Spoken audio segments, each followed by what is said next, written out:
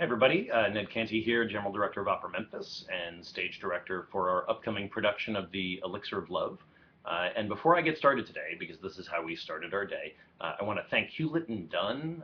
They are the boot sponsor for Elixir of Love, and we brought over a bunch of singers today to their store in Collierville, and our costume designer, Christiane Myers, was like a kid in a candy store, just looking at all these fantastic boots. It really was wonderful.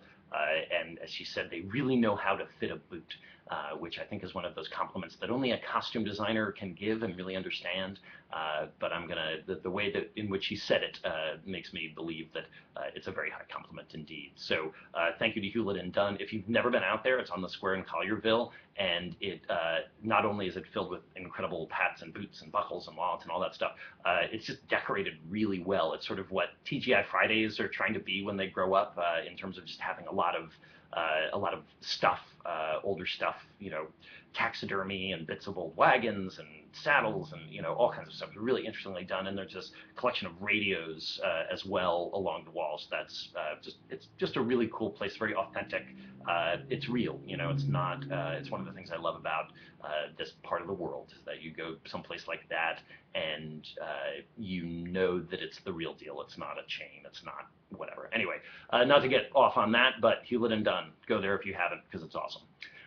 So today we spent some time looking at some early scenes in the first act.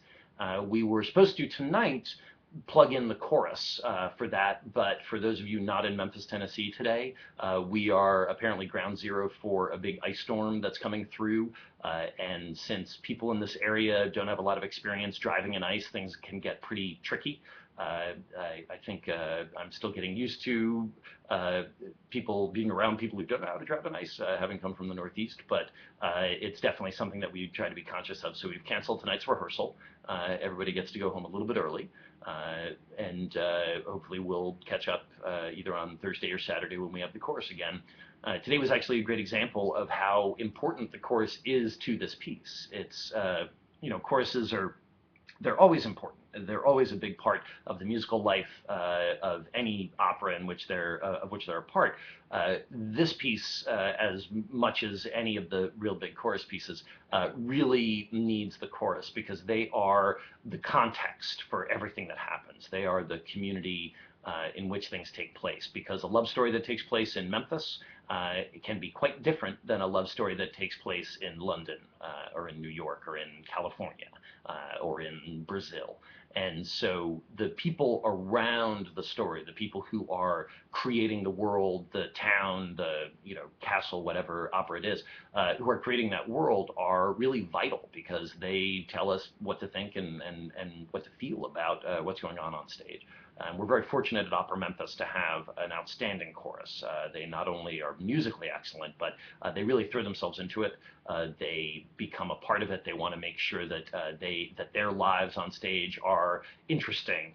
The thing that I say to them always to think of is, you need to be interesting enough that if the audience were to follow you off stage to wherever your character lives, whatever was happening in your life would be every bit as interesting as the opera that we are currently watching, and they are very good at doing that. So we're very lucky to have them. They're one of our secret weapons here at Opera Memphis. But we worked mainly on the first scenes, which are very chorus heavy. It is the first time that we hear Nemorino expressing his love for Adina, and it's also really the first time we get to see how irritating he is about it. I mean, he's just so down on himself. He says she's so great, she's so smart, she reads, and I'm just an idiot, and all I can do is sigh. And of course, that lack of confidence is the primary reason why he's not attractive to Adina. So we worked on that a little bit. We worked on Adina reading from Tristan and Isolde, and talked a lot about how, Adina talks a big game about being a free thinker and believing in free love and all of these things, which, she probably got from her schooling abroad and brought back to this, little town out west. So she talks a big game. But at the same time, her actions seem to speak against it. And laughing at something like this, this love story, being ironic about it, is something that could easily be covering for the fact that it's kind of what she craves. I mean, she wants that type of romance and excitement in her life, but admitting it would be to admit that you're not sophisticated and you're not fancy. It's the old saw about hipsters in Brooklyn who go bowling ironically. But actually, they just like bowling because bowling's fun. But you have to pretend that you're doing it ironically because otherwise, people think that you're square or whatever.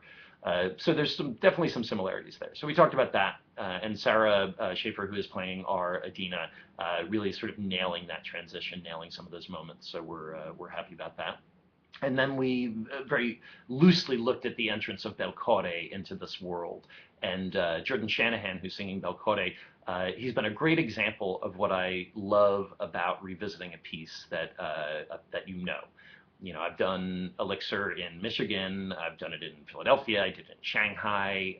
It's a piece that I know well, and yet every time you do it, there are these subtle differences and points of view that people bring to it that can help clarify it, make it sharper, make it more interesting, and Jordan is doing that in terms of some of the things he's suggested about the preparation that Belcore might have put into coming and wooing Adina. She's this woman who owns all of this land. She's not married. She doesn't seem interested in marriage. It's not at all unthinkable that he would come there in part with the desire to make her his wife and make sure that he's got enough money for his retirement from being a sergeant. So we're going with that idea, and it's one of those ideas that doesn't necessarily change interpretation. It doesn't. It's not a huge revelation. The audience doesn't suddenly question everything they thought they knew about the piece, and it's not trying to be that. What it is a small detail that gives life and backstory and a certain level of texture and grit and reality to the life story of this person. And it's one of those things that the audience will never be able to put their finger on what it is. But when you don't have those details, what the audience can put their finger on is this person seems boring. This person seems to exist in a vacuum without any history or desire or hidden side or any of those things. So that's what we worked on today.